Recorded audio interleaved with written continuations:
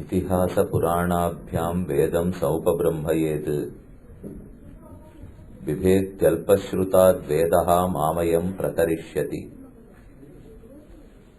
वेदवेद्ये परे पुंसि जाते दशरथात्मजे वेद प्राचेदसादासीत् साक्षात् रामायणात्मना. Namaskaram to all devotees who have gathered here. We are here today to talk about a glorious subject. Someone has been instrumental in giving this title, certainly not me. The subject is Follow Rama, Listen to Krishna. When I just took note of this subject, nothing came to my mind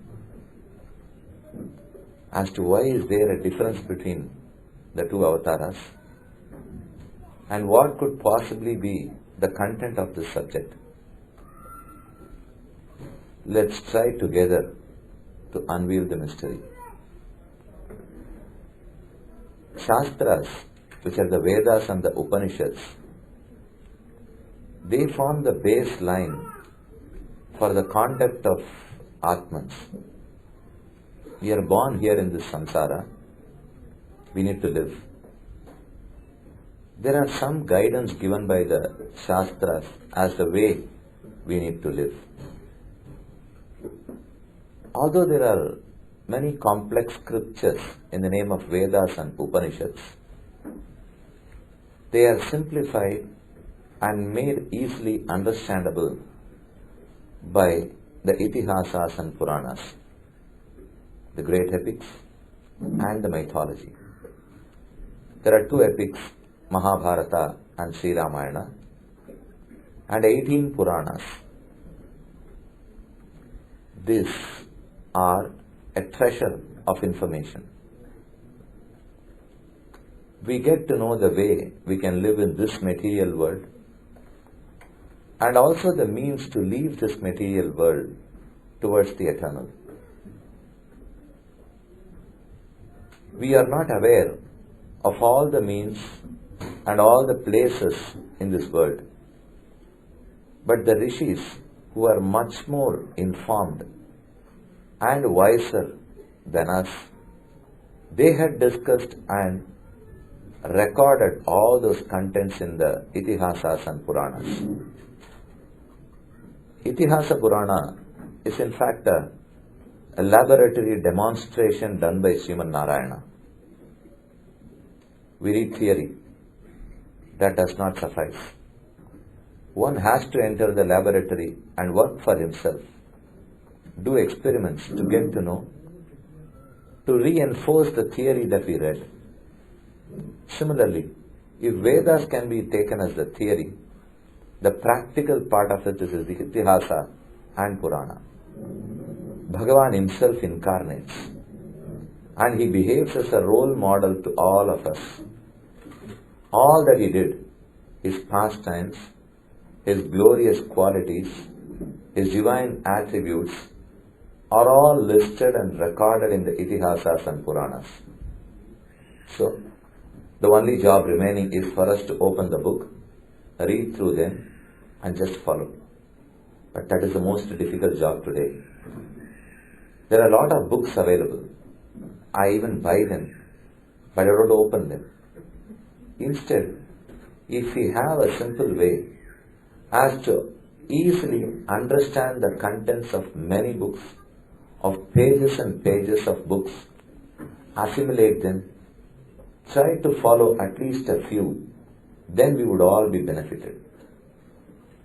Bhagavan himself thought it wise. Let me choose a few and give them a glorious Shastra by which they can easily lead their life here. Thus was Bhagavad Gita born. Bhagavad Gita is the essence of all Upanishads. Sarvopanishado Gavaha Dogdha Gopalanandanaha Partho Vatsaha Sudhir Bhokta Dugdham Gita-amritam Mahat. If you think that all the Upanishads are cows, the cow's milk, the essence of Upanishads is Bhagavad Gita. Sriman Narayana incarnated as Krishna to preach us the esoteric meanings of the Upanishads in the form of Bhagavad Gita. In fact, one can say that this is the only complete preaching by any incarnation. No other incarnation of Narayana has preached anything.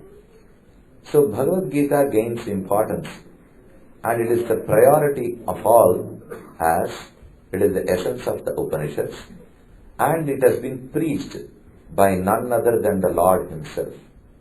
We are sure that He won't misguide us. We are sure that He knows what we want. A mother knows better than the child himself. If the mother feeds the child may refuse to eat, but still the mother ensures, compels the child to eat, because she knows that this is required for the child. We are all the children of Krishna, and He knows better what is required for us. When should we be fed? When should we be pampered? When should we be punished? And when should we be rewarded? As He knows about us much better than us, we can blindly follow what is said in Gita.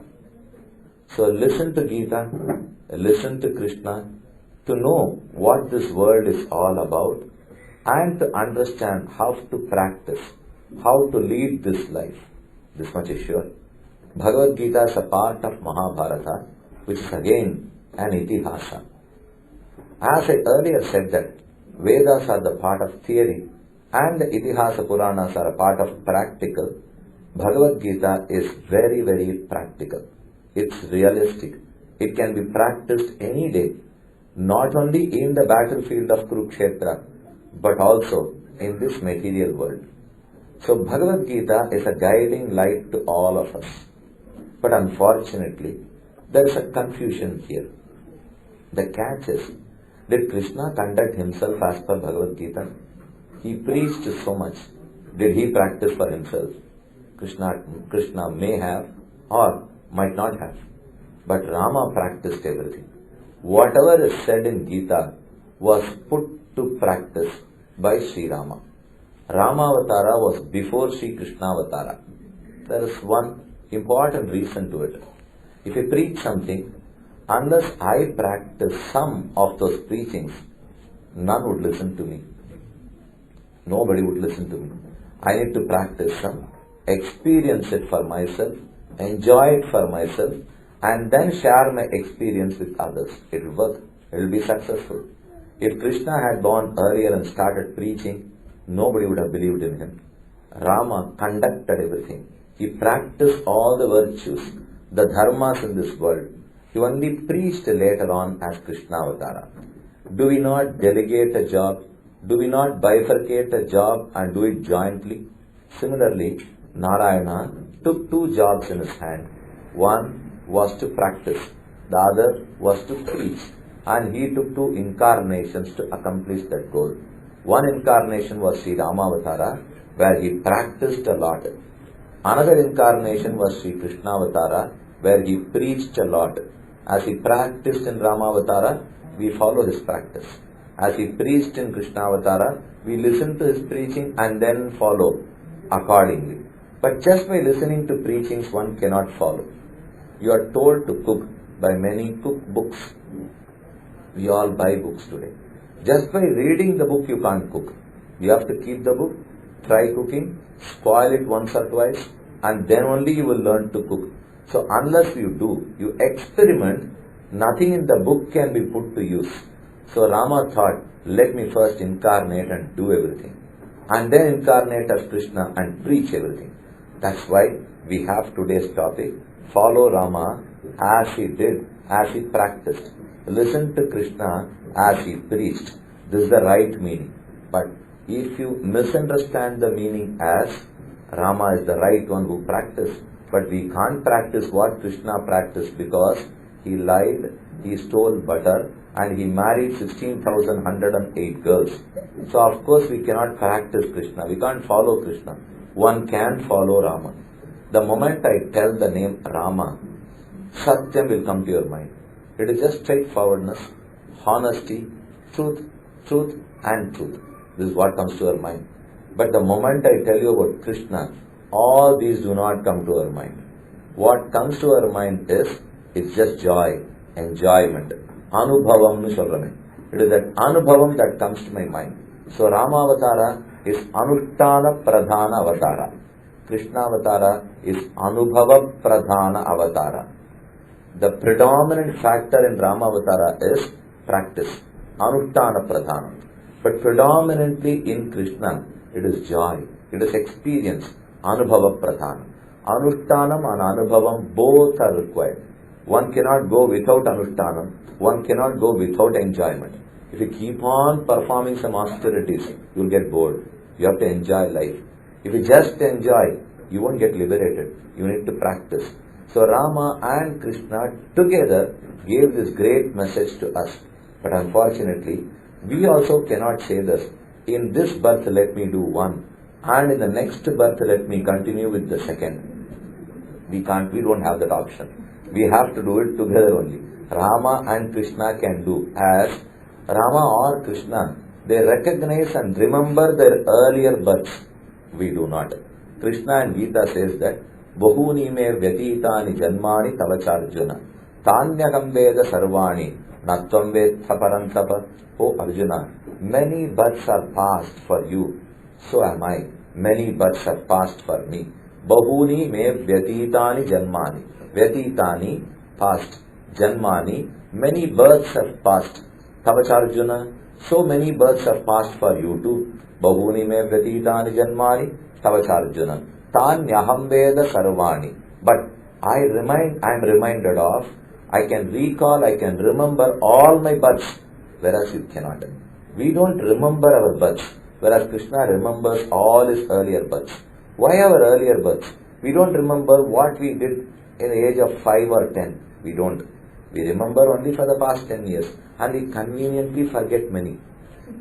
Whatever we do not want to remember, we conveniently forget them. Anybody has helped me, I forget. If someone has scolded me, has abused me, I remember it fully. Whereas if someone helped me, even a word of praise or appreciation, I conveniently forget them. Rama was not of that nature. Nasmaratyapakaranam. He never remembers any offense to him. He forgets them immediately. But he always makes a point to remember all that is done good to him. In fact, nobody helped Rama. That was not required for him at all. He didn't seek the help of anybody. But yet, whatever help was extended to him, he ensured that he remembered them all and reciprocated to them. So this is the practice of Rama. Let's only practice Rama and follow him and listen to Krishna. There are many similarities between Rama and Krishna, although there are many dissimilarities between them. The dissimilarities are, I'll tell them, settle a few of the similarities. Rama and Krishna both were incarnations of Ramayana. That's one thing for sure. Rama and Krishna both were born to uplift human beings. The purpose is also common. Both were born out of their compassion. The compelling compassion to uplift human beings, that was also common. Both were dark-hued in their complexion, that was also common. Whether Rama or Krishna, they were all dark in color. Meghavanna, Muhilvanna, Kadalvanna. The Alvas glorify Bhagavan as the dark-hued, and he is so dark as the dark blue color of the sky, or of the ocean, or of the dark clouds. Minnuma Madaithavalum Meghavanna, Muhilvannan Adimel Chonna Solmalai Ayiram, Muhilvannan, Meghavannan, Karunilavannan. All these talk about the complexion of Bhagavan. So both Rama and Krishna were dark in their complexion. When I mention complexion and darkness, it doesn't stop there. This darkness has an inner meaning attached to it. It is the Audaryam of Bhagavan. It is the Karuna of Bhagavan. cloud is full with water. Bhagavan looks like a cloud. What is he full with? Is he full with water? His water is Daya, Kripa, Karuna, Anukampa, Anukrosha. Bhagavan also has water, but not this hydrogen and oxygen water. He is an ocean of water, not this water, but the water of Daya and Karuna. Dayambu, Karuna Sagara, Kripa Sagara, Karuna Nidhi. So he is a wealth. He is a treasure of all these auspicious qualities. So when we talk about the clouds, we talk about two qualities about the cloud. One, the physical appearance, and second, the quality of the cloud. The physical appearance is, it is dark, and the quality of that cloud is, it is so generous. The cloud always rains. It's very, very generous. Similarly, Bhagavan has two qualities. One is his physical. He is quite dark in color. When you look at him, when you have the darshan of Krishna, he is so dark. Andal says that, Kannanennum Karundeivam Kaatchi Padagi Kadandene Punnil Puli Peidhar Pol Puranin Nadagu Peshade. I want to forget Krishna. I try to do that. The more I remember about him, I can't bear the separation with him. So I want to forget him. Whatever I try to forget, I am not able to forget his dark color. That haunts me often.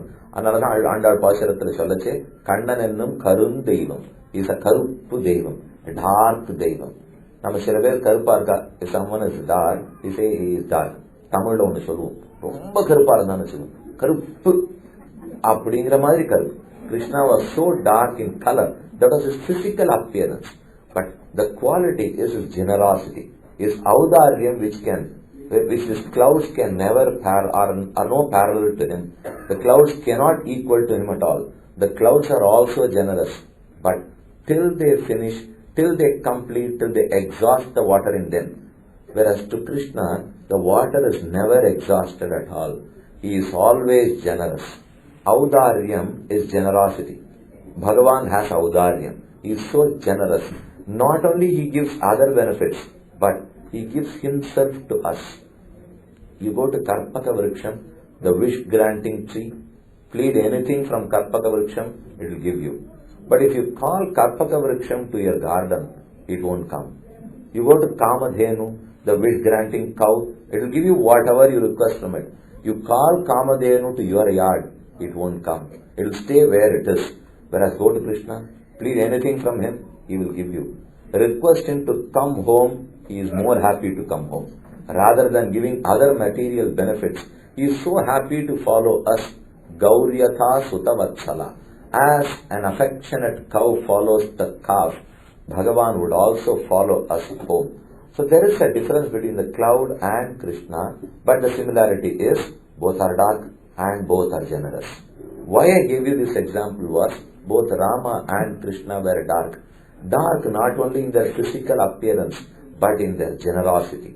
In their minds they were so dark that they kept on pouring. Rama was so generous to accept 3 people.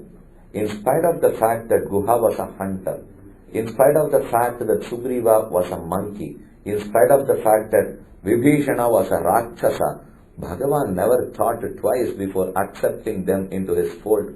They were all declared by Rama as their brothers. So this does not stand guarantee for the generosity of Rama. Come to Krishna. Who pleaded him to preach? Nobody for that matter. You go to any Acharya, ask them to give us good preachings. They will take time. They will say, I am busy now. Come whenever I am free. Arjuna just put one question to Krishna. I am confused. I do not know which is dharma and which is adharma. I am filled with my sneha, my karunya. I don't know whether my compassion is right or wrong. I can't kill my relatives and my brothers. Oh Krishna, kindly guide me the right way. Aham mudhaha. I am now confused. So I am requesting you, why don't you clarify my doubt? This is a single question. Krishna could have clarified in one shloka, but he never stopped. Having requested, he saw to it that he came out with all that is good for this human race. Why? You have just asked for a question. You asked me, what is my name? I would say Krishna. I would not add any more answer. I will expect you to ask for more. And then I should ask, where from have you come? I came from Chennai. Why have you come? For Upanyasam. Who called you? So and so called me. I will see that you are annoyed asking questions and ensure that you stop questions. Whereas Arjuna just questions once. Dharma sumudha chetaha yachreyasyam nishitam ruhitam me shishyasteham sadimam tvam prapannam. O Krishna, you can treat me as your shishya or as your servant or as your relative. Treat me in whichever manner you want to, but preach me. For this simple question, Krishna never expected anything more from Arjuna. Our Purvacharya says that Sollanna Chonnal. The moment he was asked to, he started pouring and he never stopped. We have a practice. We Upanyasakas, if you give us a dais and a mic with all good light setting and some listeners are there, we won't stop. You tell us 1.5 hours or 2 hours or 3 hours. Having given the opportunity, we will not stop. And Krishna's only opportunity is this. Upanyasakas would be called to lecture many times. When will Krishna be called to lecture? So he didn't want to lose this golden opportunity. He took the opportunity, he got himself seated in the Acharya Peetham. He had only the Peetham of a chariot. Nobody gave him that Acharya Peetham. He took it. He grabbed the opportunity to become an Acharya, because Pillai Lokacharya says that Ishwarandanum Acharyattattai Ashepattirukkum. Bhagavan so much loves Acharya Padavi, but nobody gives it to him. He is Bhagavan, he is not an Acharya. We are willing to listen to our Acharya, not to him. So he used the opportunity to the fullest extent possible and preached all that he knew. Krishna Avatara is for preaching, Rama Avatara is also for preaching and for practicing. So there are many similarities between the two. Let me now tell you about the differences between the two. Rama was born in Surya Vamsha, whereas Krishna was born in Chandra Vamsha. Both belonged to different lineages, different dynasties. One was Surya Kulodbhava, the other was Chandra Kulodbhava. Rama was born in daylight, whereas Krishna was born in the night. Rama was born in a great palace, a glorious wealthy place, whereas Krishna was born in a jail, in a prison. Rama was born on Navami day, Krishna was born on an Ashtami day. Ashtami, Navami are 2 tithis. We don't do anything auspicious on those days. We call them inauspicious days. Whether you are Rahu Kala, Yamakanda, Ashtami, Navami, Bharani, Kartigai, they are not inauspicious. We don't do. That much is it. That the Kalam itself can never be inauspicious. There are some asterism. The star Nachalame, Nakshatram. Like Ailyam, Puram, Moolam, all these nakshatrams are not glorious. You take the horoscope of any girl or boy, you have trouble. The parents are worried. Oh, this girl is in Moolam, this girl is in Ailyam, what is going to happen to her? Will we get a right Jatakam or not? I don't think any of these sort is mentioned in the Shastras. Let it be any nakshatram. You just do a simple mathematics calculation. There are about 1.1 billion people in Bharatadesham. Outside there will be at least another 50 million people residing. All together, should you not divide by 27? You take an average. There are only 27 stars available. You need to divide all the people by 27.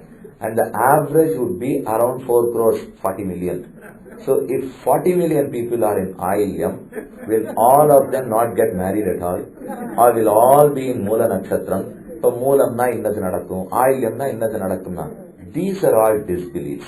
We need not believe them at all. Misbelief. In the Madri, as these things are there, we are being questioned by the atheists. If you rightly follow the Shastras, atheists cannot point fingers on us at all.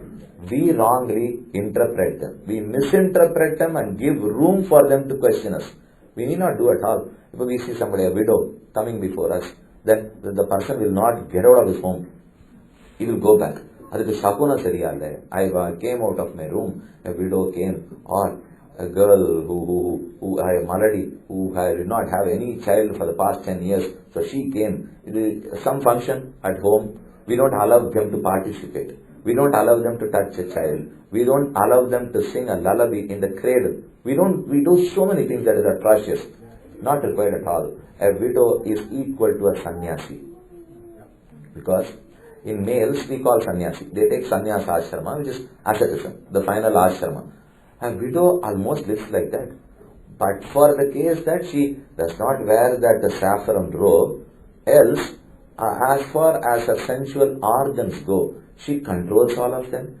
So she can be well equated to sannyasa ashrama itself.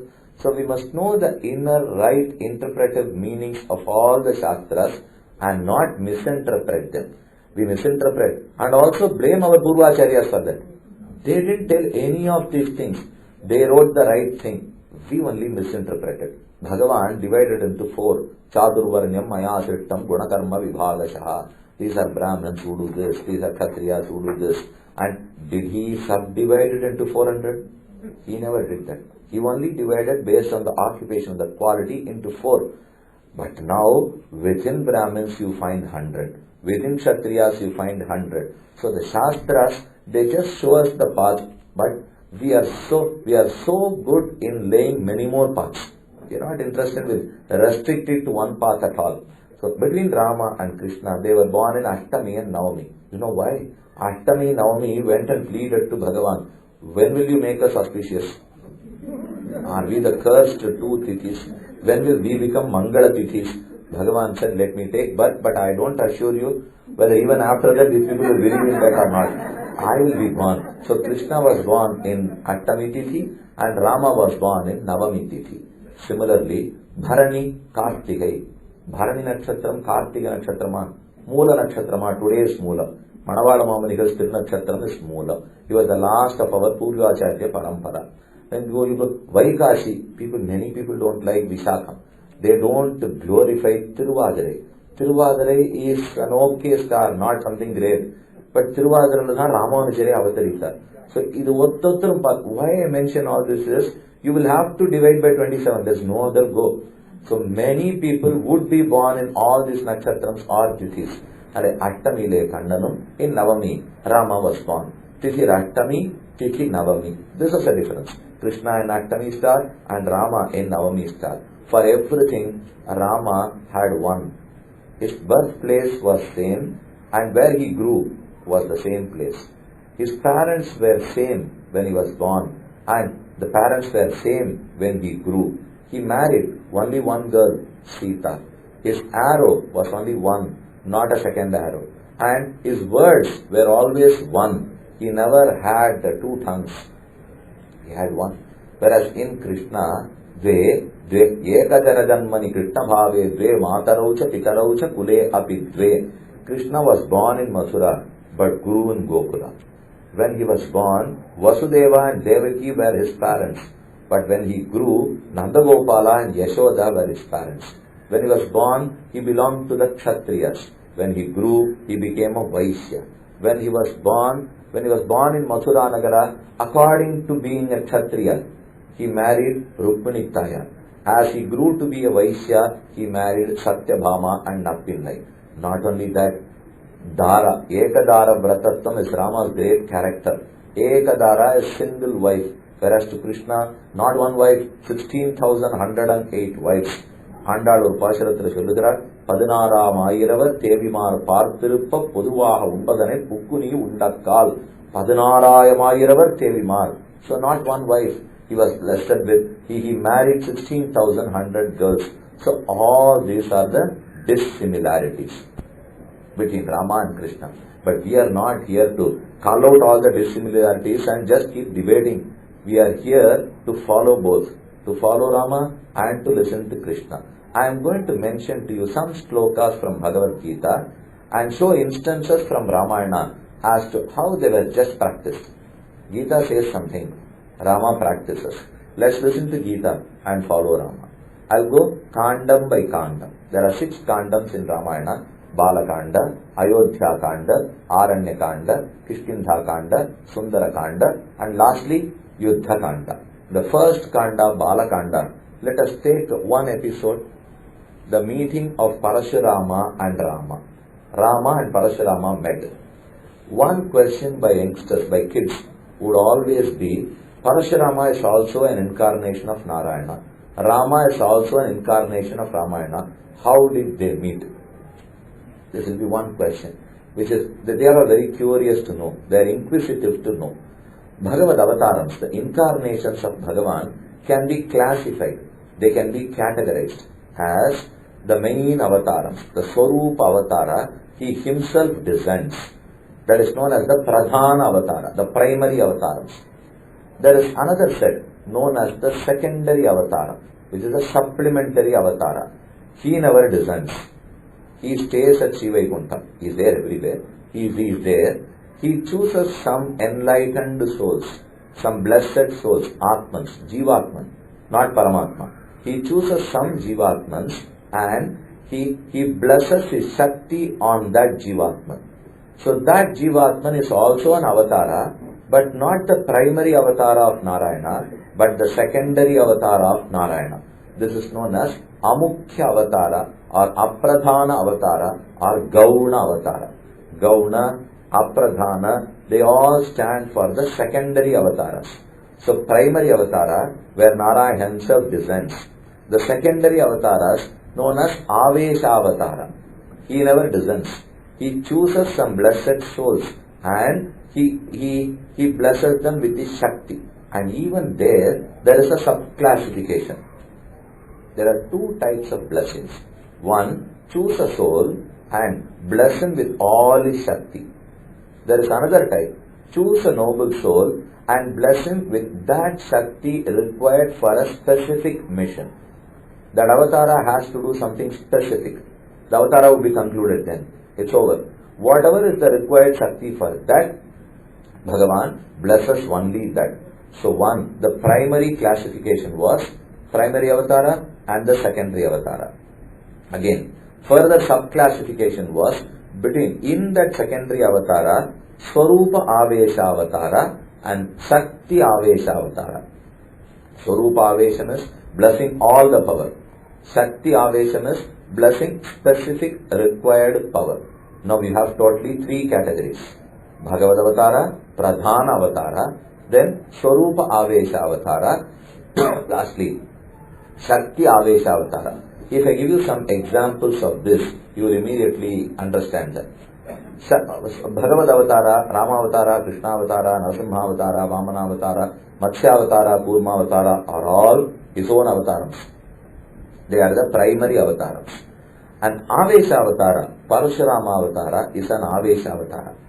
Kartavirya Arjuna was also an Avesha Avatara, but it was only a Shakti Avesha Avatara. Parashurama Avatara was Swarupa Avesha Avatara, whereas Kartavirya Arjuna was a Shakti Avesha Avatara. Now let's relate all the three. Kartavirya Arjuna lost miserably to Parashurama.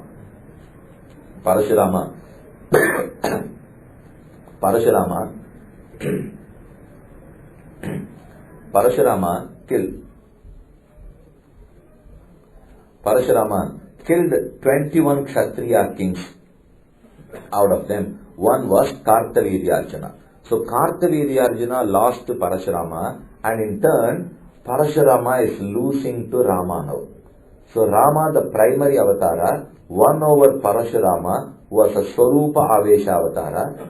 Parashurama won over Kartavirya Arjuna, who was only a Shakti Avesha avatara. All the three can meet. There is no problem at all. They can meet because Bhagavan's original primary avatara in this world would only be one.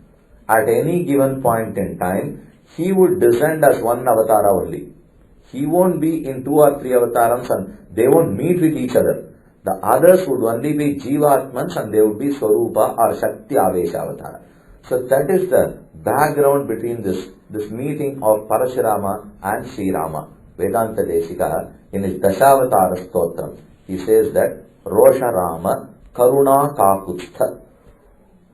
Whenever I mention Parashurama, what immediately strikes your mind? Rosha Rama, full of anger. You will be angry. We say that people are angry. But if the anger is so much in him that it takes over the individual itself, we don't say that he is angry.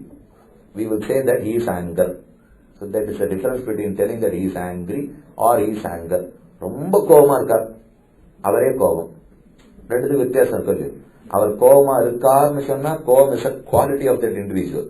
But if I say he is கோபம் himself, then the individual himself is கோபம். So the quality and the one who possesses that quality become one and the same. அப்படிதான் இப்போ Rama, when we mention Parashurama, he was full of anger. Why was he so? But Rama was Karuna Kapuchta. Karuna Kapuchta, person of compassion. A person, an emblem of mercy, an embodiment of compassion. So Rama is also an avatara of Bhagavan Narayana, but he is full of compassion. Here is Parashurama, who is full of anger. What do we do? Looking at these people, we must realize that we must follow Rama and not Parashurama. There is one song from Ramanuja Nuttandadi. Ramanuja Nuttandadi was a work of Thiruvarangathamudhanar singing, praising Sri Ramanuja. கோக்குலமன்னரை மூவெழுதால் ஒருகூர் மழுவால் போக்கிய தேவனை போற்றும் புனிதன். Ramanuja hails Parashurama but never meditates on him. There is a difference. Bhagavan only incarnated as Parashurama, so I may go and worship, I may fold my hands, but I won't meditate on Parashurama. I would meditate on someone whose qualities is what I want to imbibe. I need to imbibe someone's quality. I meditate on him. If I keep on thinking about a tiger, I will only get the quality of a tiger. About a rabbit, I will only become a rabbit. About a snail, I would only get the habit of a snail. Instead, meditate on Rama, who was so honest, who was straightforward, who was full of compassion, and who talked the truth only. Then I slowly am drawn towards him. The more you treat a metal with another metal, you treat a metal with an alloy, it slowly turns out to be one. You take a wasp and an insect. There's a worm and there's a wasp. Kodavinu solluvom, pulunu solluvom. And the kodavi pottu, it keeps on stinging. The more it stings, slowly that pulu, that worm turns out to be a wasp. It becomes a kodavi. Similarly, the more I meditate on Bhagavan, I get equated to him. I get closer to him. The more I meditate on worldly things, I only get equated to them. There are two things with me. One is Sarveshwara, Ishvara Bhagavan. The other is all the insentient, the omniscient Bhagavan, and the insentient, that which has no knowledge, and the insentient objects. If you only think about these objects of pleasure, then I get equated to them. The more I think about Ishvara, I get equated to him. Now I need to decide where to get drawn. Am I to be drawn by this insentient or the omniscient? Whatever I think of, I slowly become the same. Whatever I talk, then my character gets decided by how I talk, how I behave, and what I think. So we need to meditate more about Bhagavan rather than this insentient objects. Now, let's come back to the issue. So, you think about Parashurama, the more you meditate on him, you will become angry. You will imbibe the same qualities of Parashurama. That's why Vedanta Desika distinguishes Rosha Rama, Karuna Kapuchta. Rosha Rama. Then why did Bhagavan incarnate as an angry person? He should not have. He should have abstained. We will have a simple question. Why show anger and then instruct us to abstain? Instead, you need not have born as an angry person at all. Why should you be furious? Why should you become as Parashurama? See, there are many things that are indispensable in this world. I cannot remove them. For example, I am tall or you are short, one is dark or one is fair. I can't remove that. This difference is there to be. Neither you created it nor I created it.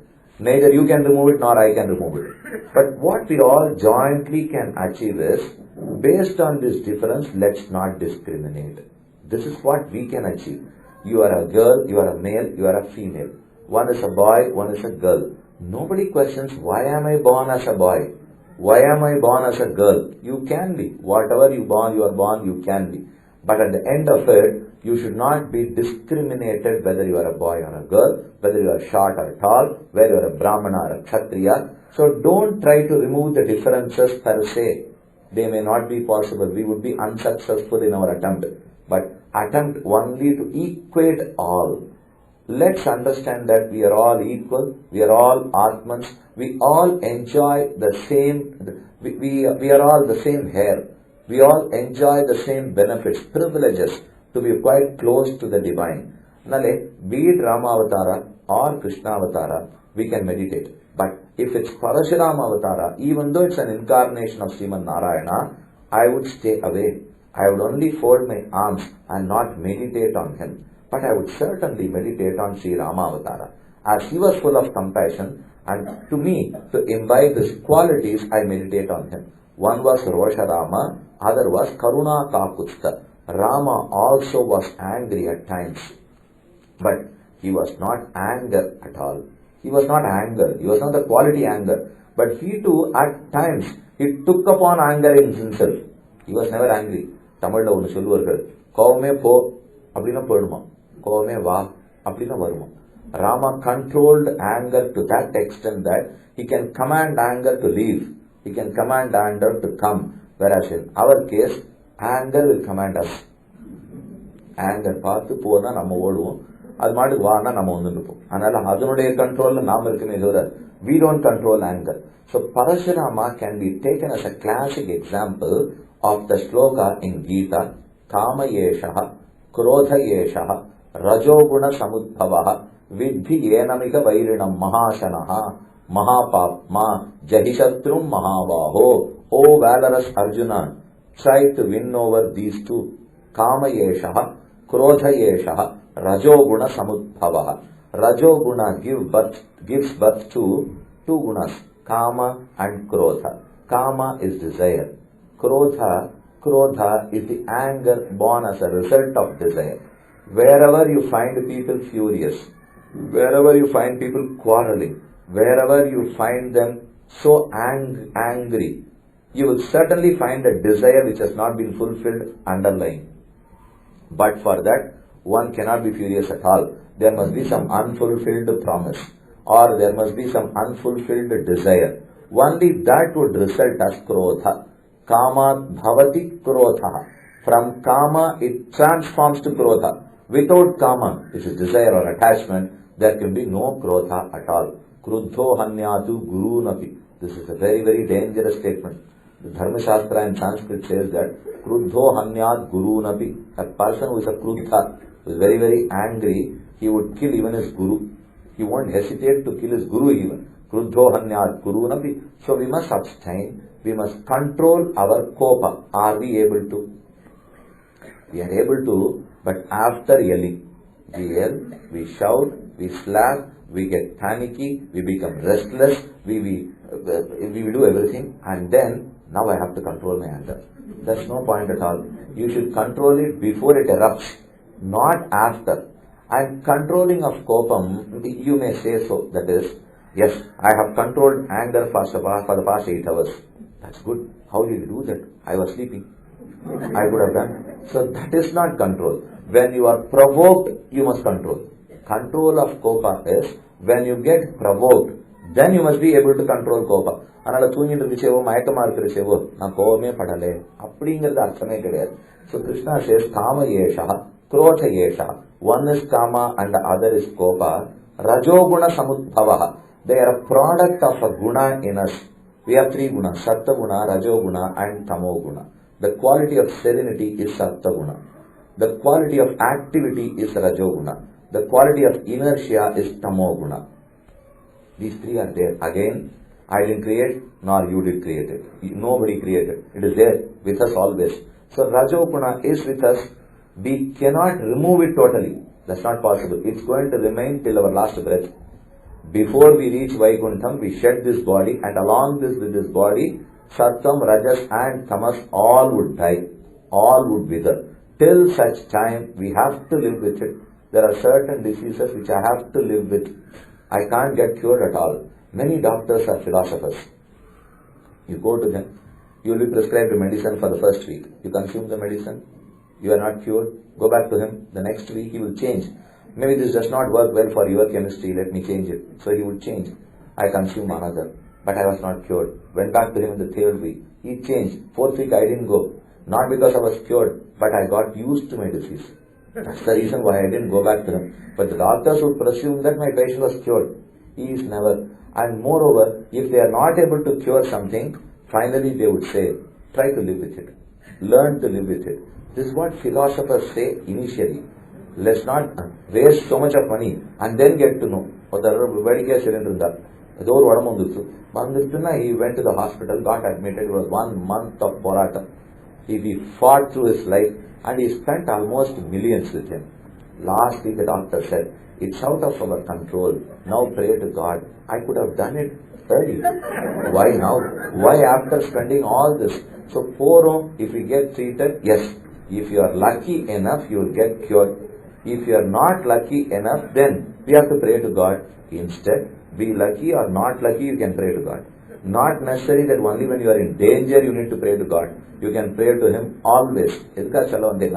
Rajoguna is something which we can't remove. It is there with us.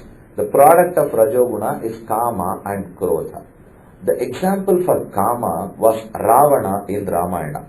The example for Kopa was Parashurama in Ramayana. You have two characters now. One, a well-known friendly character. Friendly would mean he was at least not an enemy of Rama. Parashurama finally accepted Rama's victory and left the place. He was not like Ravana. Ravana was totally an enemy of Rama. So Ravana is an example of Kama, and Kama kills you. That's what happened at the end. Mandodari, she comes and laments on the dead body of Ravana. She says, "Oh Ravana, I am sure this Rama is not powerful enough to kill you. He is not powerful enough to overpower you. I know that. But you have been overpowered by your own Kama, not by Rama. Rama was only an instrument in the hands of Kama. Kama, the desire on the wrong identity, on the wrong individual Sita, that only killed you. If you had only known to control your senses, nobody on earth could have won over you." So this is the truth revealed by Mandodari herself when she was lamenting on the dead body of Ravana. So Kama would also kill you. Similarly, Kopa would kill you. Kopa may not kill, Kama would certainly kill. So that's explained by these two characters. Kama would kill you, Ravana was killed. Kopa may not kill you, so Parashurama was not killed. But Parashurama was overpowered. He was sent out. He had to leave the place. So Kama yeshaha, Krodha yeshaha, Vidhi yenamiha vairinam. If at all we have to show our valor, it should be against these two, not against any other enemy. We fight. Husband and wife fight. Don't show your valor or power between husband and wife. Show it better with Kama and Krodha. If you are able to win over them, Mahashanaha, Mahapatma, Vidhi yenamiha vairinam. O Mahabaho, yenamiha vairinam Vidhi. These two are the sons of the same mother. One mother is Rajoguna. These two are the wicked sons of that Rajoguna. Try to win over them. Kama yeshaha, Krodha yeshaha, Rajoguna samudbhavaha. We also feel very, very angry at times.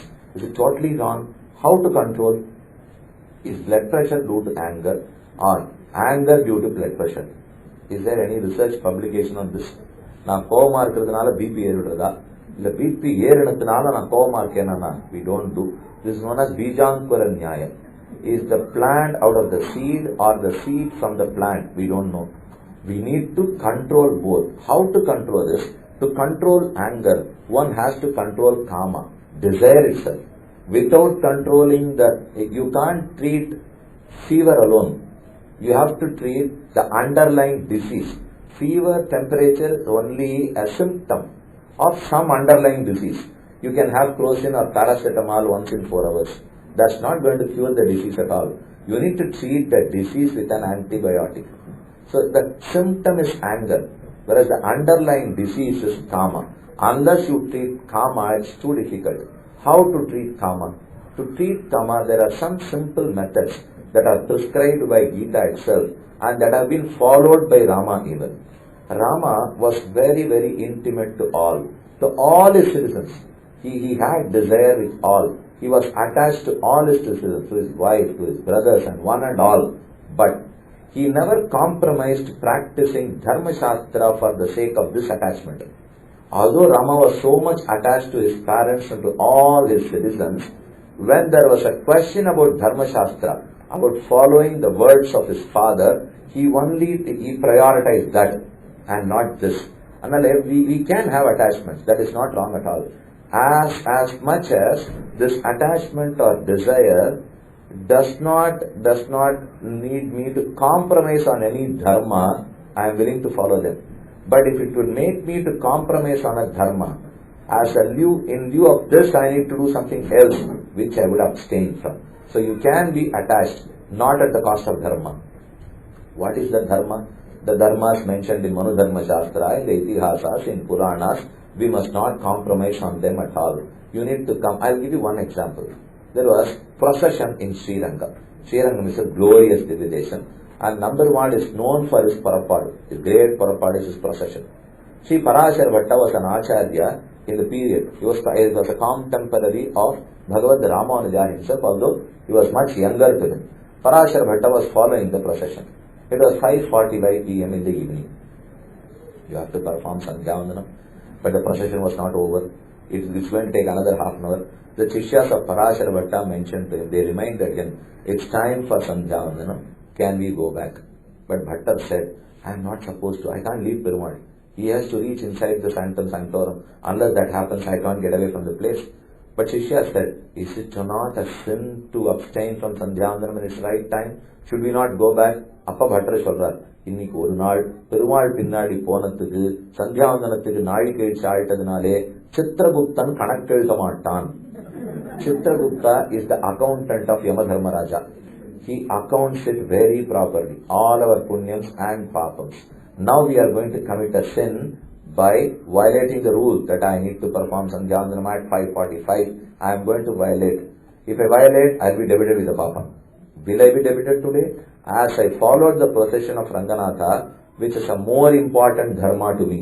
It's a Vishesha dharma, whereas Sandhyavandanam is a Samanya dharma. If there is a conflict between Samanya dharma and Vishesha dharma, I have to maintain Vishesha dharma, compromise on the Samanya dharma.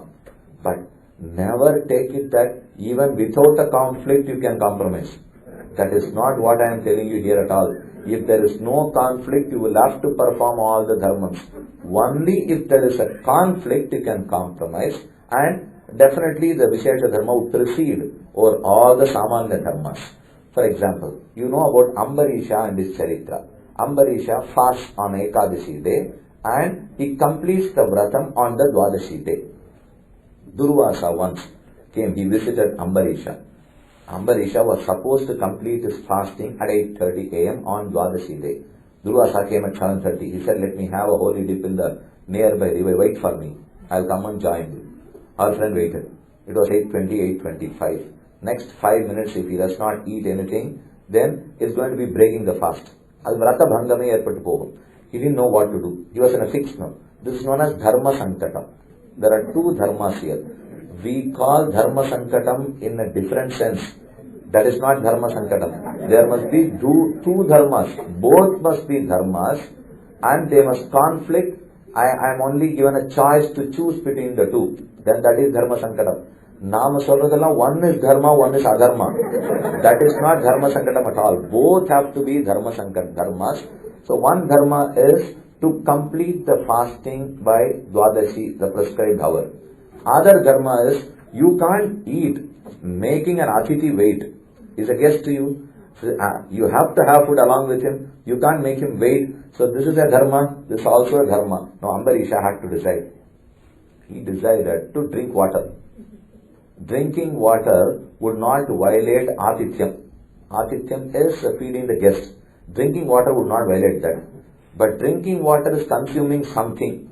So certainly the vratam would get completed. So he took a decision and went ahead. Again, Durvasa was angry on him. That was a different story. But he decided between the two dharmas. If there is a conflict between two dharmas, then I should choose the Vishesha dharma and compromise the Samanya dharma. So Samanya dharma can be compromised for Vishesha dharma. Now why I gave you this example was, I am attached to my parents, I am attached to my wife, I am attached to my relatives. This is one dharma. I should, because I am supposed to be attached, I am supposed to help them, I am supposed to serve them. All is fine. But there is one dharma which says that be a Brahmana, be a Vaishnava, follow the dharmas. But my wife tells me or my husband tells me that I must eat onion. Shastram says that no, kalanjam na bhakshayet, don't eat the onion. No onion, no garlic. Shastram says. But my wife says, my husband says that without that I can't live. Now how to say? Being attached with them or being attached to onion? Where should we be attached to? Onion வேணுமா இல்ல வீட்டுல குடும்பத்துல சண்டை சத்திரம் இல்லாத இருக்கணுமா? Which one would you prefer? Now if you prefer onion for this, then you are lost. But you prefer that I am going to upkeep the Shastra's words. They prescribe me to do something. I will ensure convince these people somehow or other. If they are not convinced, I am not going to compromise. I will not have onion at all. I will not have garlic at all. If you take that decision, then you are trying to win over Kama. That is when you will be able to control desire. Desire as such is nothing wrong. But desire against the prescription is always wrong. There are two things. There are something prescribed to us. You can get married. You can enjoy marital life. You can beget children. You can bring up children. All these are prescribed by the Dharma Shastra. No Dharma Shastra says that you all be celibate. No. It never says that we should all be brahmacharis only. It says that Grihastha Ashram is a glorified ashramam out of amongst the 4 ashrams. So we have been allowed certain things. We have not been allowed certain things. Whatever is not prescribed to us, totally stay away from them. Whatever is prescribed to us, restrict our desire there. Even what is prescribed to you, you can't go beyond a limit. There too you need to restrict your desire. But whatever is not prescribed, no desire at all. You have to totally abstain from that. There are many prescriptions like this. Shasanat Shastram. The Shastram is known so because Shasanat, it commands, do this, abstain from this. There are many simple advices which the Shastrams give, which we can easily practice. But ignorantly we don't. We are not aware of it at all. But you can't plead ignorance in a court of law. I hope you are aware of it. You can't say that I am ignorant that there is a traffic light. I am ignorant that when it is red I can't pass. You can't say so. You are supposed to be aware. And you have already taken a test. You have been given a license. You have taken a test, so you know this. Similarly, when I am born, I am given a text, which is the Shastra. I have read through that. You are supposed to read through that. Once you know that, then you can't plead ignorance. You are ignorant of the fact that Snatva Bhunjita, the Shastras prescribe. Snatva Bhunjita. You can eat only after you have bath, not before. Shastra Yapume Bhunjita, it won't prescribe. Snanam Kuru, it won't prescribe. It will neither say that go have a bath, nor say that go have your food. It won't say both. You know why? If I am stinking, I'll go have a bath. There is no necessity for Shastras to tell me to go and have a bath. And even without the Shastras guiding me so, I have food 4 times a day. So there is no need for the Shastra to tell me to eat at all. Even without that I am eating 4 times. இது சொல்லி வேற இருந்ததுன்னா 40 ரூபாய் சாப்பிடுவோம். அதனாலதான் சாஸ்திரம் சொல்லவே இல்லை. But Shastram enters. It only intervenes when it finds there is some problem in conducting both this. Snanam is one action, Bhojanam is another action. This is bathing, this is eating. This must follow this. That is, you have to bathe and then only eat. When we violate that, Shastras intervene and said, Snatva Bhunjita, you can eat only after you bathe. Why it didn't tell me to bathe in the first instance? It never told me to eat also. Now why is it entering? Because it knows that you will falter there only. You won't falter in bathing. You won't falter in eating. But you will falter in the order. Whether it is bathing first and then eating or eating first. So eating kuda purinjiduvom. Saapannama, seri kulichittu da saapannam. In Tamil we say, Handayanalam kasakki kattu koodanalum kulittu kudi. Kudichittu da saapannam. Yes. But I see many people, whether in this country or back in India, many people who cook without bathing but eat after bathing. How to combat this now? Yes, the Shastram said, Snatva Bhunjita. It never said, if the cook pandrathukke kudichittu dhaan Shastram sollaliyenna. It goes without saying. If you have to cook only after taking a bath, adriyam, when we mention this, people are always there to find some loopholes. You know what they do? They ignite the gas cylinder, they start cooking, go have bath, and then only touch the boiled rice. முதல்ல அடுப்புல ஏற்றிடுறது, ஏத்தச்சே குடிக்கல, அப்புறம் போய் குளிச்சுட்டு அது 6-20 நிமிஷம் ஆகும் போது within that cooking time you go have bath and come back. அதுவும் கூடாது. You have to take bath only and then enter your cooking room. Enter your kitchen only after having bath. If you are willing to follow this, then you live as per the Shastram. There are many simple things like this. If you follow, then what am I compromising with this? My comfort. I am attached to my comforts, but the Shastrams are against comforts. The problem with Shastram is, it never keeps you comfortable. It makes life very miserable. Now, when we eat, we have a plantain leaf, I suppose so. I don't know what you have. We have a plantain leaf, we eat. Your water tumbler must be to your right. It should not be kept to your left. This is Dharma Shastram. To your right side. To your right side. Now how do I drink water? I have to stretch. I have to lift it with my left arm and only have water. Or wait till I clean my arms, wash my hands and then have water.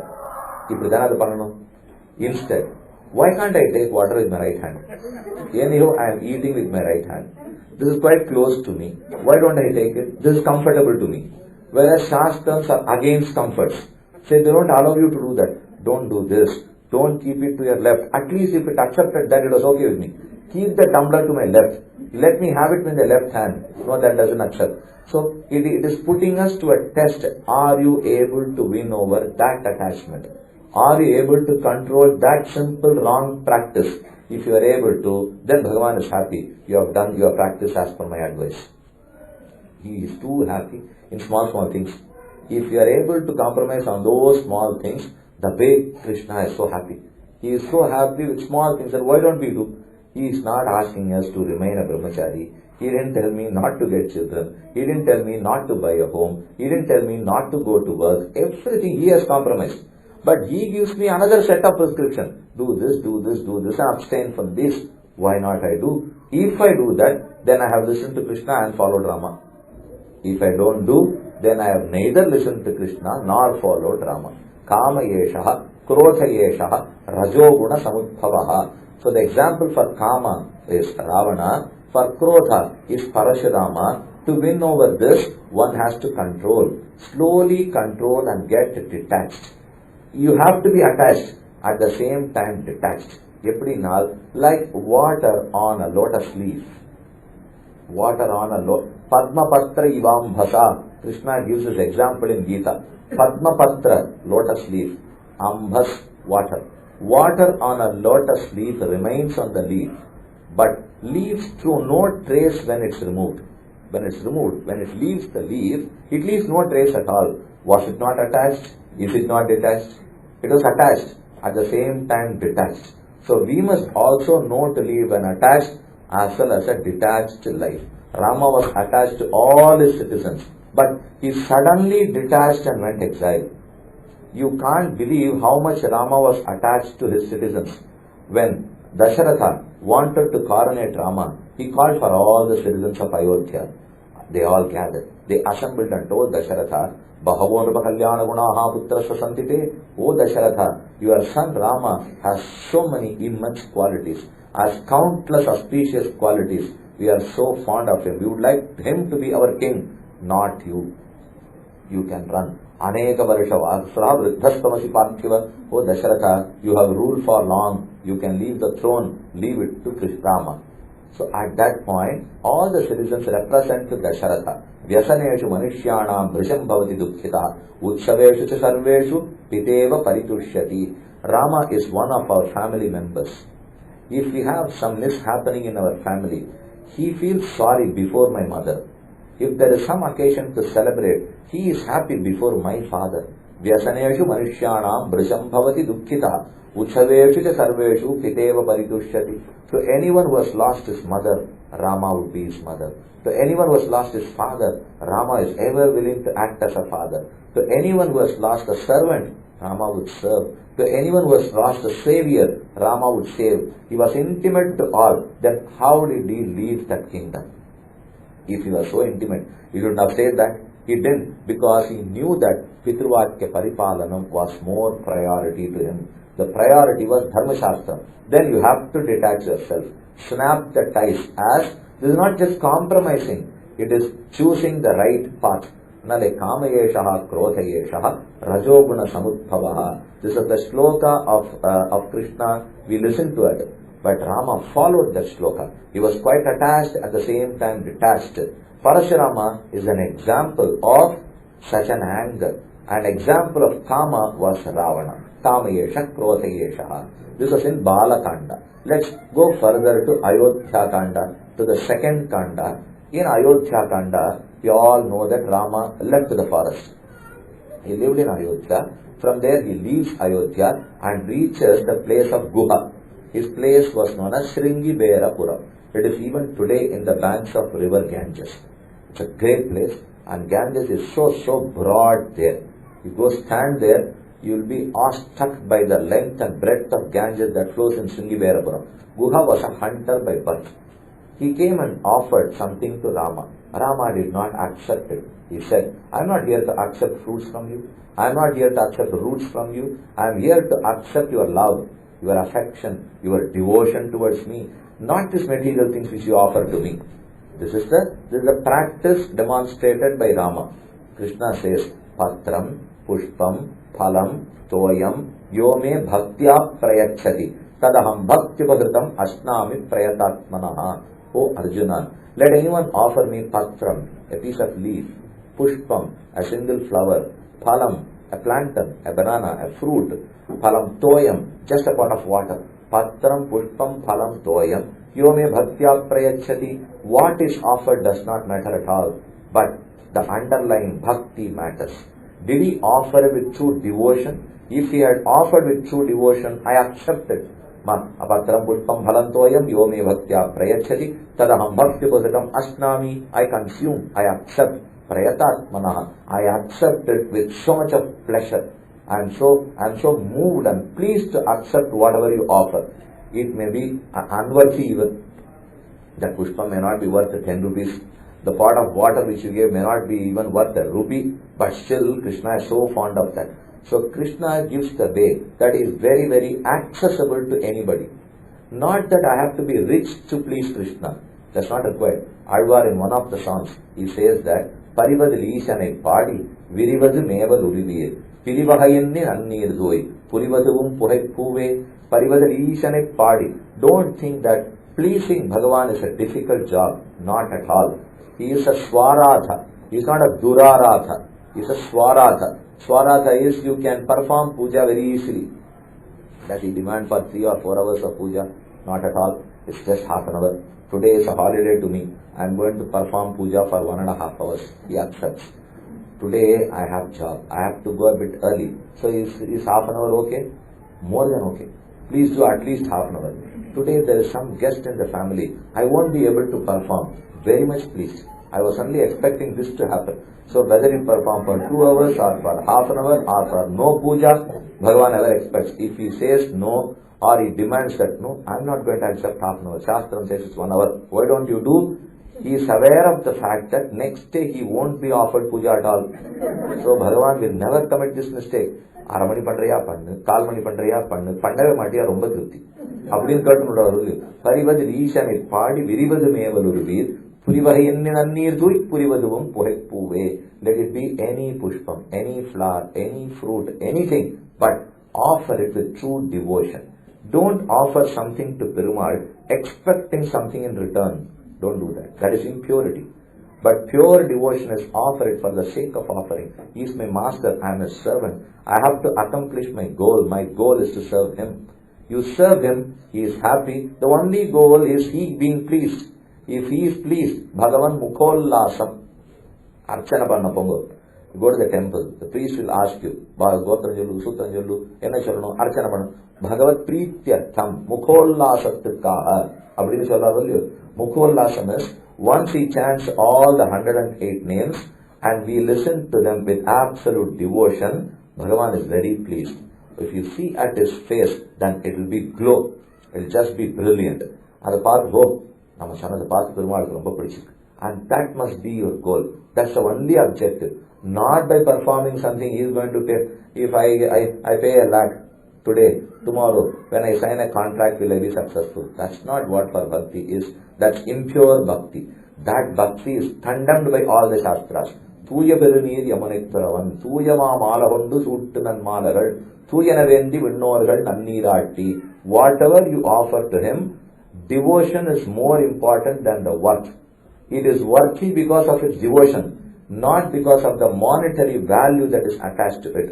You may offer anything, but this statement is not against you offering at all. You will misinterpret it again. What we misinterpret from tomorrow, let us not donate anything to the temple. Because bhakti is more important. It is bhakti that Krishna wants, not money. So let me not donate anything. With pure devotion, let me come, have darshan, circumambulate. When the priest asks me or the trustees ask me, Patram Pushpam Phalam Toyam Yone Bhatyataya Sri Sadaham Bhakti Bhagam Ashrami Prayadatmana. We will also inscribe the sloka here. Whenever the trustee asks, please go through the sloka. Because this is what Gita says, Adityanan Chandave Ille. So don't misunderstand here. Patram Pushpam Phalam Toyam Yome Bhaktya Prayachati. More important is not the worth of that product, but the pure mind, the devoted mind and bhakti that is more important. And that was demonstrated by Rama in Guha, in the episode between Rama and Guha. Rama said, "Oh Guha, you are my brother from today.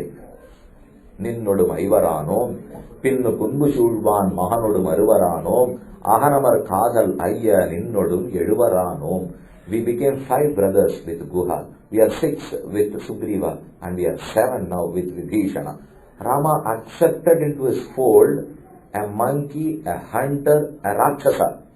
We will not dream of it even. நாம மனுஷாலா இருந்து மனுஷால பார்க்கறதுக்கே பயமா இருக்கு. அதுக்கு மேல இவர் இவாழ்லாரையும் சேர்த்துக்கிறாருன்னு சொன்னா, he never discriminated between them. He accepted them because they were pure in their mind. Guha was pure, Sugriva was pure, Vibhishana was pure. He accepts anything that is offered with a pure mind. Patram Pushpam Phalam Toyam is the saying, is the preaching of Krishna. We listen to it to follow. Now look at the episode of Rama and Guha. Guha came and offered many. Rama said, he denied, I am not going to accept this, as I have come here to accept your devotion, Guha, not what you offer to me. Moreover, I have already promised my mother, Kaikeyi, not to accept anything, any luxury. This luxury to me, I can't have all this. Then it will as though I am in a kingdom. If so many servants come and serve me, they offer me so much, and I start eating everything, then it's not a life of a sannyasi. Almost I have taken a promise to live a sannyasi's life. So Rama refused to consume, but at the same time accepted the faith, accepted the devotion in the mind of Guha. So Patram Pushpam Phalam Toyam can be well understood from the episode of Guha and Rama. This was in Ayodhya Kanda. Come to Aranya Kanda, the third Kanda. Rama went from hermitage to hermitage. He went from ashrama to ashrama. He sat and discussed at length with many Maharishis. Why? Why should he go and spend time with Maharishis? He was a king, he was an emperor, not an ordinary man. Will we go sit before somebody, prostrate before somebody, and with folded arms and humility plead to him, why don't you tell me something? Why don't you preach me something? We will not. Our ahankara, ego will never give room to that. We think that we know all. எல்லாருக்கும் எல்லாம் தெரியும். அப்படிதான் நம்ம சொல்லி கொடுத்துருக்கோம். எனக்கு நமக்கு தெரியாதே ஒன்றும் கிடையாது, எல்லாமே எனக்கு தெரியும். What we think. So Anga Veda, Yadivana Veda, the Upanishad says that if you presume that you know all, you know Brahman, you are the one who has no knowledge about him. If you realize that Bhagavan is beyond comprehension, he is beyond any of my sensual organs, then you are the one who have realized Brahman. I have realized Brahman, I have recognized him, provided I say he is beyond comprehension. If I say that I know him, then in fact I do not know him. So Angaveda Yadiva Naveda. He is not known by one who thinks that he knows him. He is known by the one who accepts that he is beyond comprehension. அப்படி இருக்கிறவன் தான் தெரிஞ்சுப்பானே தவிர, yes, I can know Brahman, but as what? As I can realize that he is beyond realization. That's what I can maximum realize.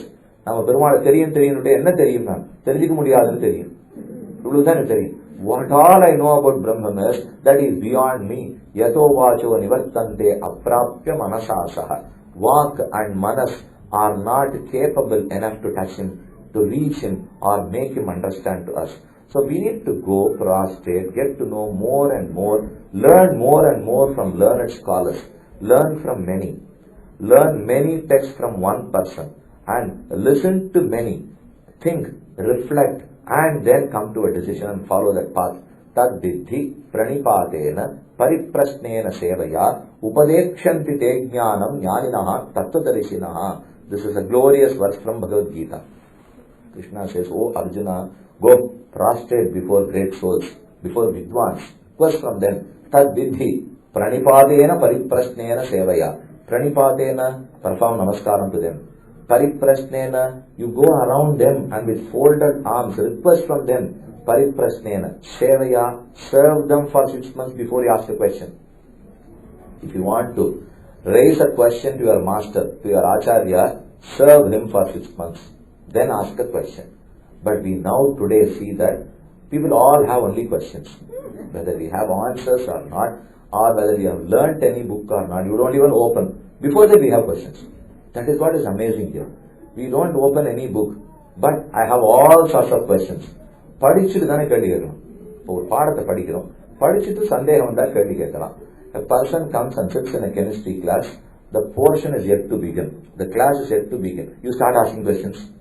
Will any teacher answer to your questions? பேசாம உட்காரு, பாடத்தை முதல்ல கேட்டுட்டு தானே கேள்வி கேட்கணும். இப்போ நமக்கு lot of questions keep nagging us. We are inquisitive, but without going through the text we cannot be answered at all.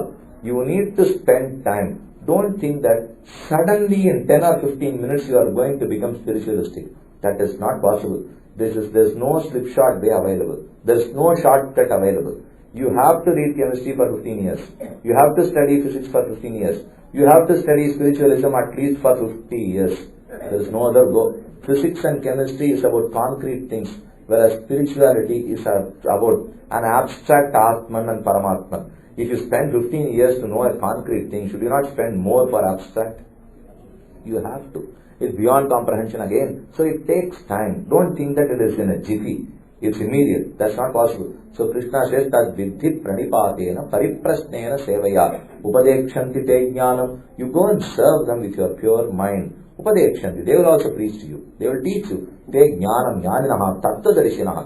They are the one who have seen me, Arjuna.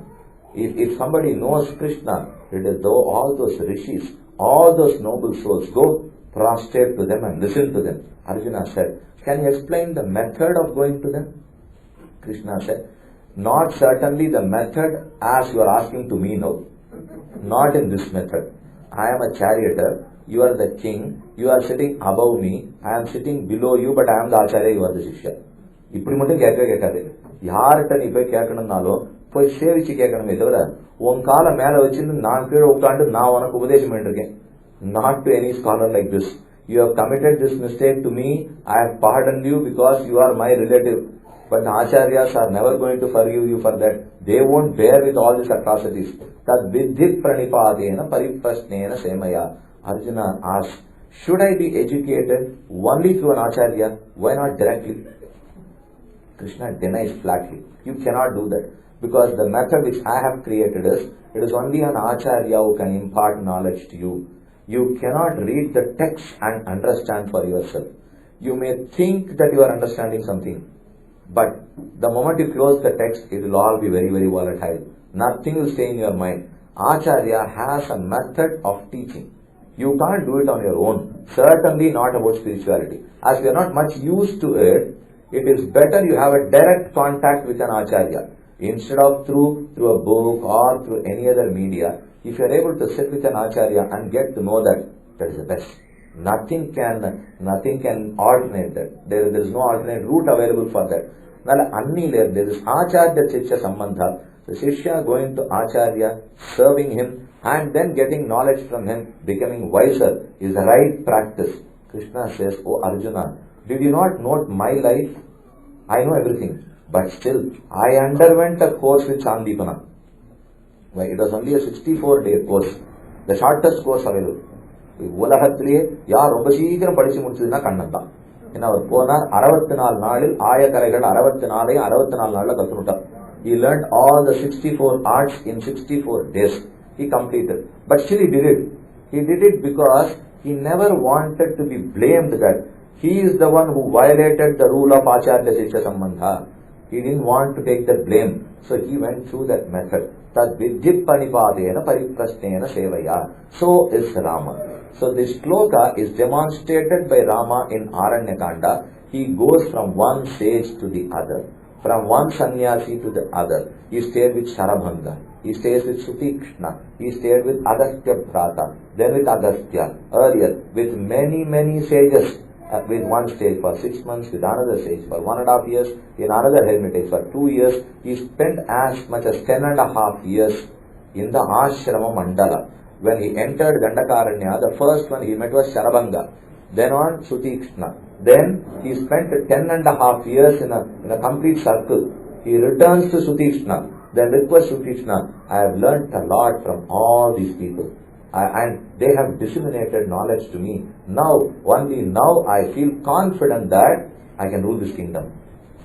So he came to the forest just to equip himself so that he can be a better ruler. Without that, from right being a childhood, he would be a boy, he would be a youth, and he would have assumed office. That will not work. There is a MD in a company. The MD's son should also undergo training. If he directly comes and sits as an MD, nobody will have faith in you. They won't report you at all.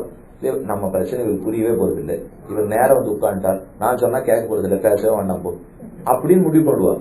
But if the MD is also put under a proper training in each department for say 6 months, then I am confident this person knows my problem. He has worked with me. அதுக்காகத்தான் ராமனே வரார். He came to the forest to know a lot from all these people, and he didn't think that. He was not haughty that I am an emperor. He compromised on that. I need to learn more. Let me compromise. Vidya dadati vinayam. Vinaya dhyati patratam. Education blesses you with vinayam, humbleness. Vinaya dhyati patratam. Unless you are humble, no acharya will preach you. அவர்கிட்ட போயிட்டு உங்களுக்கு சிவபாஷ்யம் தெரியுமான்னு பார்த்து போலான்னு வந்தேன். இப்படின்னால ஒரு ஆச்சாரியன்னு சொல்லியே கொடுக்க மாட்டான். இதை பார்த்துட்டே போயிட்டு வாங்குவோம். அதனால அப்படி இல்லாமல் நாம போய் அவள்கிட்ட ஹம்புலா வினயமா கேட்டாத்தான் அர்த்தமே கிடைக்கும். வித்யா ததாதி வினயம் வினயாத்யாதி பாத்திரதான். பாத்திரத்வாது தனமாப்னோதி தனாத் தர்மம் ததா சுகம். Patratvat, if you are a recipient of good upadeshas, patratvat, dhanamapnoti, you are blessed with wealth. Dhana, dharmam, tata sukham. With dhana, with wealth, dharmam, you can conduct virtues. You can earn punyas. Dharmam, tata sukham. Then it's just peace to you. It is satisfaction to you. What is required? Vinayam.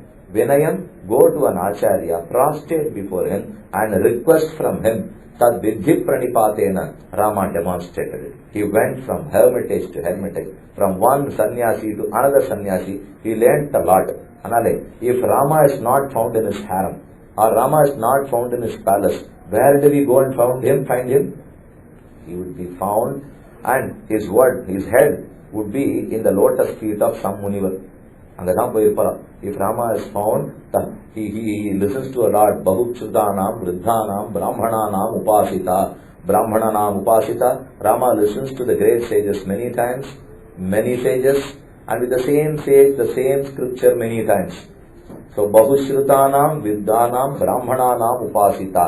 If Krishna is not found in his palace, where do you go in search of him? Visit all these rishis. To the ashramas, Alvar ஒரு பாசுரத்தில் அழகா தெரிவிக்கிறார். கோபிமார் பொய்சகத்திலே காணலாம்.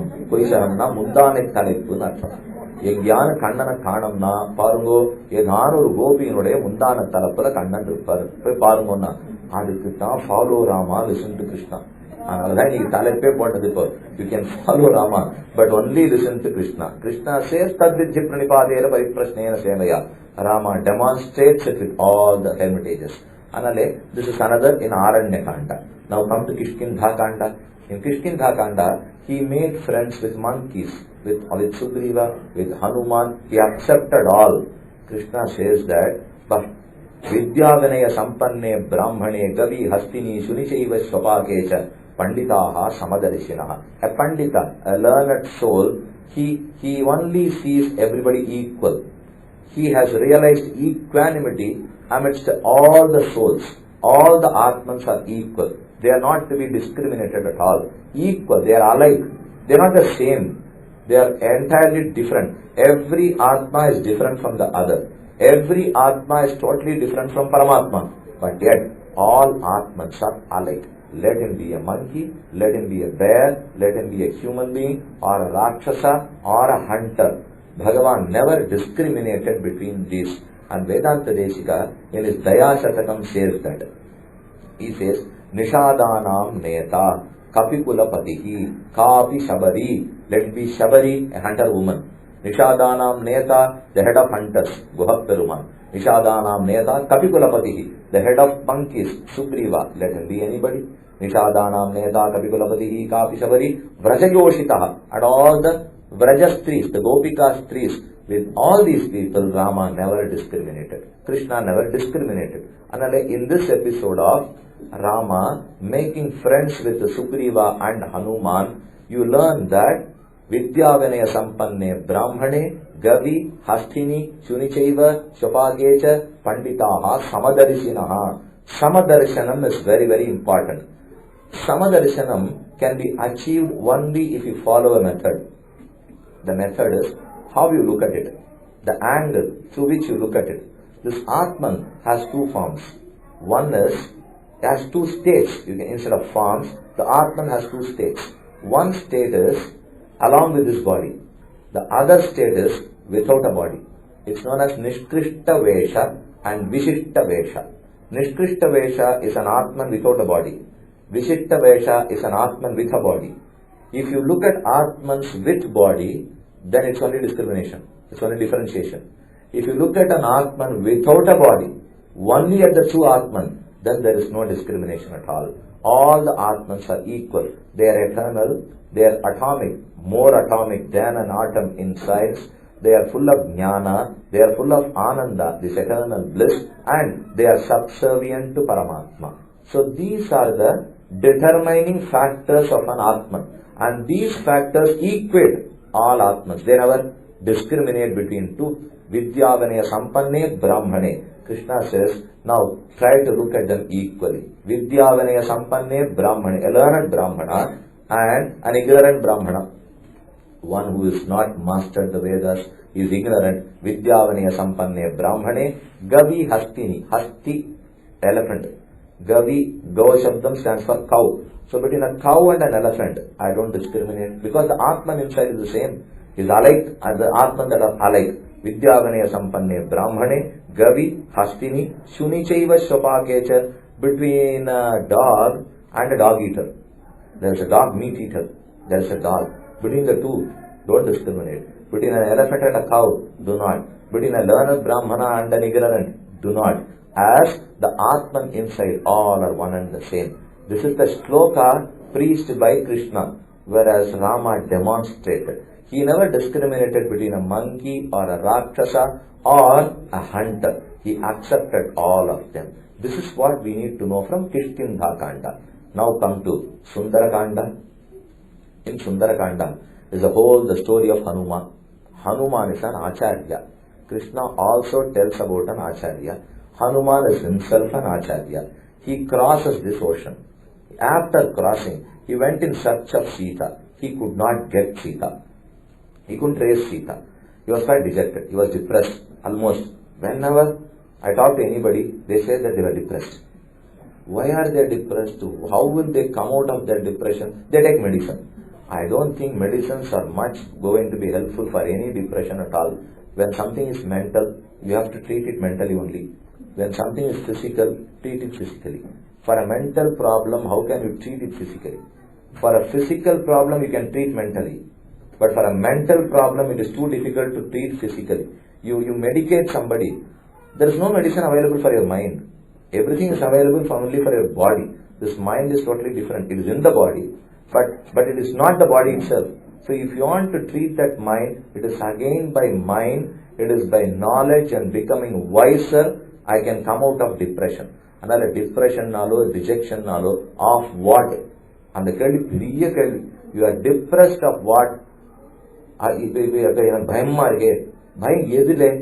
எதற்கண்டு பயப்படுறோம்னா சொல்ல முடிய மாட்டேங்கிறது, எதற்கண்டு டிப்ரெஷன்னா தெரிய மாட்டேங்கிறது. ஆனா we are depressed அப்படி மட்டும் சொல்லுவோம். இப்ப கண்ணன் இடத்துல ரொம்ப அழகா தெரிவிக்கிறார்.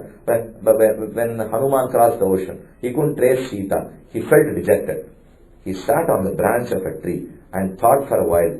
Anirvedaha, Nirvedam is depression, Viruppu, and Anirvedam is ever being rejuvenated, ever being enthusiastic. That's Anirvedam. He thinks Nirvedam is not going to lead me anywhere. So why become an Nirveda? Instead, Anirvedohi Shriyo Moolam. Anirveda is the cause for all wealth. Anirveda is the cause for all victory. Anirveda is the cause for success. Let me only be ever enthusiastic. I won't be dejected at all. I will never be depressed at all. Saying so to himself, Rama started, Krishna, Hanuman started to search again. You know what he pleaded to Sita? Oh Sita, I have committed a mistake here. The only mistake is, I thought that I am searching you. That is a mistake.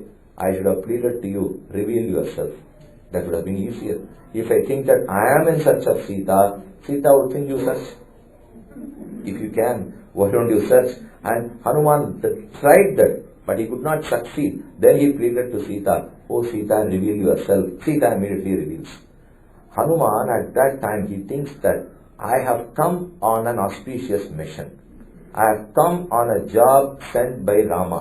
It has to succeed. This is the theory of Hanuman now. If you do something auspicious, if you do something logical, if the purpose is right, if the purpose is acceptable to the Dharma Shastra, then efforts are yours. Success is ensured by Bhagavan. This is what Hanuman talks here. And this is precisely what Krishna tells Arjuna. Oh Arjuna, you practice Karma Yoga. Arjuna said, it is well said, but it is too difficult to practice. Krishna said, I never told you to complete Karma Yoga. I only told you to begin Karma Yoga. Arjuna said, can I stop after beginning? Can I abstain after beginning? He says, yes, pratyavayo nividyate neha bhikrama nashosti. Pratyavayo nividyate. Karma Yoga is so great. The unique advantage of Karma Yoga is, having begun, if you are not able to continue, even Krishna ensures success. That's what he says. He says that you start. If the mission is proper, if the purpose is correct, and that is prescribed in the Shastra, then I ensure your success. Adha Kannan romba alaga sollirukar. Oh Arjuna, nee pandratha pannu. And nakaschit tada gacchati, durgatim tada gacchati, durgatim tada nagacchati. Durgati is failure. I never look at anyone that he fails. I ensure that they all succeed, provided they have offered all their actions to me, provided they are on a mission accepted by the Shastras. If so, durgatim tada nagacchati. They never fail. And this is precisely demonstrated in Sundarakanda. Hanuman went in search of Sita. He was about to fail. But immediately he thought, I have been sent on this job by Rama. How can I fail? I cannot. Let me try again. Trial is mine. Success is his. He must ensure success. Another Shilavashetre, when we start, we may think that will we succeed or not? Let's not worry. Efforts are ours. We need to put our efforts. We need to strive hard. The hard you work, Bhagavan is pleased. The result is in his hand. My father used to tell me, you go preaching to all. You keep on Upanyasam pannitrukke. But even after 20-25 years, when we are alone, we would be dejected. We would think, having talked for thousands and thousands of others, what is that we have achieved? பேசிட்டே இருந்திருக்குமே, யாரானு ஏதானு மாத்தின்னு இருப்பாளா, ஏதானு மனசுல பட்டிருக்குமா? Will they know what we thought? Have they realized anything? Has it transformed their life? Are they willing to listen more? ஏதானு தோன்றச்சே அவர் என்ன சொல்லுவார்னா, you don't worry about that. Your job is to lecture. Do that. And whether they transform or not is his job, not my job. That is for Krishna to get it done, not my job. அப்ப ஏன் வேலை? குதிரையை கொண்டு போய் நதிக்கரை நிறுத்தது தான். அது தண்ணி குடிச்சதா இல்லையாங்கிறது நமக்கு தெரியாது, கொண்டு போய் நிறுத்தத்துக்கு தெரியும். அதுதான் நாம பண்ண. You can take the horse to the water, not made to drink it. So our job, for that matter, for anybody's job, is trial. We can strive hard, but the success in the hand is in the hands of Krishna only. So இதைத்தான் சுந்தர காண்டத்திலேருந்து நாம தெரிஞ்சுக்கிறோம். And in the last kanda, Yuddha Kanda itself is just an explanation of one sloka. Sarvadharman parityajya mamekam sharanam braja. Aham tva sarupapebhyo mokshayishyami ma shuchaha.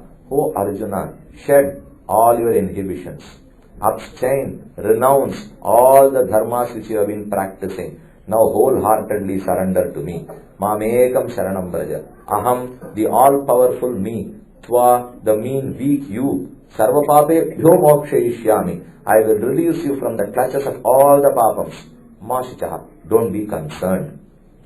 Sarvadharman parityajya mamekam sharanam braja. Aham tva sarupapebhyo mokshayishyami mashichaha. This was precisely demonstrated by Vibhishana. Vibhishana performed wholehearted surrender to Rama and was accepted by Rama. Rama also tried to demonstrate this. As I see, in Balakanda, in Ayodhya Kanda, and Aranyakanda, Kitintha Kanda, I took example from the history of Rama, from his life. Whereas in Sundarakanda, I talked about Hanuman. In this Yuddha Kanda, I am talking about Vibhishana. Why? Because Bhagavan cannot demonstrate Sharanagati. Sharanagati is to him. He can't surrender to somebody else. That's why I am taking Vibhishana as an example. He tried to perform surrender, but he miserably failed. Rama also tried once. He went and prostrated. With 3 days, he waited and he surrendered to Samudra Raja, requesting for a way. Samudra Raja never lent his ears to him. He didn't want to. Then Rama was quite furious. He asked to Lakshmana, Chapamanaya Saumitre Padhyam Yantu Plavangamaha Sagaram Swashayishyami. Bring my bow and arrow. I am going to dry the whole ocean. Till it became a dry land. All the monkeys can walk through. There won't be any need for any bridge. அது அன்னைக்கே பண்ணியிருந்தா இன்னைக்கு ப்ராப்ளமே இல்லை. ஆனா பண்ணாது போட்டா. அவர் அந்த ஒரே அம்பை விட்டுருந்து அந்த சமுத்திரத்தையே வத்தடிச்சிருந்தான்னு வச்சுக்கோ, ஒரு வம்பு இல்லாத நம்ம பாட்டுக்கு இருந்திருப்போம். நீங்க அவர் பாட்டுக்கு எத்தி ஒண்ணு கட்ட போய் இருக்குன்னு சொல்லி இல்லேன்னு சொல்லி இவா சண்டை இது இத்தனை இல்லாமலே இருந்திருக்கும். என்ன பண்றது? அது அவருடைய திருவுள்ளம்னு வச்சுக்க வேண்டியதான். அதனாலே சாகரம் சோஷயிஷ்யாமி பத்யாம் யாந்து பிளவங்கமாக. இந்த குரங்குகள்லாம் நடந்தே போகட்டும். Then Lakshmana brought the will and the bow and arrow. Rama held that, and he had already aimed an arrow to shoot on Samudra Raja. Samudra Raja rushed, pleading to Rama, Trahi, Trahi, please save me, don't be angry on me, kindly protect me. Rama said, yes, I have already pardoned you. Now, what do I do with this arrow? I need to shoot it somewhere, because Rama's bana is amogha bana, it is never wasted. Appo Samudra Raja requested, in the northwest frontier, northwest region of Bharata Desha, there is a desert. There is a part of my ocean, Milky Ocean, or a part of my sweet water there. There are some Rakshasas who are spoiling that. Why don't you shoot your arrow on them and kill them? Immediately Rama turned from the southeast direction to the northwest direction, shot that arrow and killed all those people. This is what happened. But, of course, Rama's Sharanagati failed. It was not his Sharanagati that succeeded now. It was only his fury, his anger that succeeded, not his Sharanagati. So let's not take Rama as an example for Sharanagati. He is not supposed to surrender. We are supposed to surrender to him. யார் எதை பண்ணாலும் அதுதான் பலிக்கும். யார் எதை பண்ணக்கூடாது அது பண்ணவே கூடாது. நான் சரணாதி பண்ணா பலிக்கும். பகவான் ஆட்சி அவர் என்ன பண்ணாலும் பலிக்கணும் என்ன? அதுக்கு சரணாதி பண்ணா பலிக்கும் என்ன? அது பலிக்காது. Bhakti, I need to practice devotion, not Bhagavan. My arms must be like this, folded, and his hands might be like this, holding the divine conch and the discus. அவர் கை இப்படித்தான் இருக்கணும், என் கை இப்படித்தான் இருக்கணும். அவர் கை இப்படியான அது பலிக்கவே பலிக்காது. If Bhagavan's sky is like this, if he folds his hands, then that would mean that he is not going to protect us anymore. இப்படி கூப்பினுட்டினா என்ன தெரியுமா அர்த்தம்? There is nothing in me. This is what we convey. If Rama says like this, then nothing in him. When will we be protected? So it is better Rama is always like this, Krishna is like this, and we are like this. Tad vidhi sarvadharman parityajya mamekam sharanam braja aham tva sarupapebhyo mokshayishyami. It is wholehearted surrender that makes a life easier, and that was performed by Vibhishana in the last kanda, Yuddha Kanda. Yuddha Kanda was the essence of Ramayana. All other kandas were only a preface, but it happened to be a long preface. The problem is ரொம்ப 5 காண்டம் முன்னுரை வச்சுட்டு கடைசியில ஒரே ஒரு காண்டத்தை தான் சொல்ல வந்தார்னா விபீஷண சரணாகதி is the essence. Similarly, Sharanagati Shastra Sarvadharman Parityajya, the 66th shloka of the 18th chapter, is the essence of the entire Bhagavad Gita. So the wholehearted surrender was prescribed by Krishna, and that was demonstrated by Vibhishana to the lotus feet of Rama.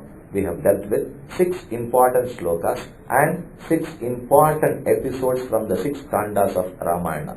So once we listen to Krishna, we follow Rama. And it seems Rama listened to Krishna. Whether we listen to Krishna or not, Rama listened to him. Although Krishna's incarnation was later to Rama, it sounds as though he listened to Krishna and demonstrated all. Let us hail the lotus feet of both Rama and Krishna and the presiding deities here, Lord Venkatesha Perumal, Anantapadmanabha Swamy, and I also thank all the temple authorities who gave us this glorious evening and opportunity to talk about Rama and Krishna, the organizers of this function. Lastly, and not the least, all of you for having kindly attended this function. Thank you all. My prayer to Lord Sriman Narayana that let bhakti be with all of us, and let's also learn how Sharanagati is, practice it and listen to Gita, try to follow Rama and put whatever best is possible by us or whatever least is possible by us. With these words, let me conclude. Thank you.